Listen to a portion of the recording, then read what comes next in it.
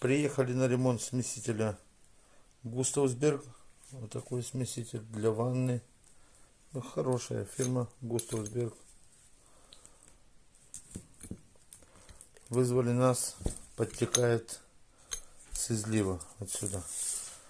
Приехали, поменяли картридж, а он все равно подтекает. Начали разбираться, а в нем, видать, перегородка вот здесь прогнила.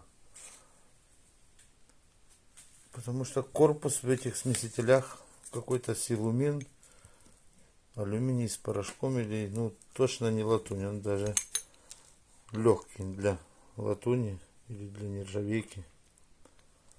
Вот такое чудо сделали шведы или кто это.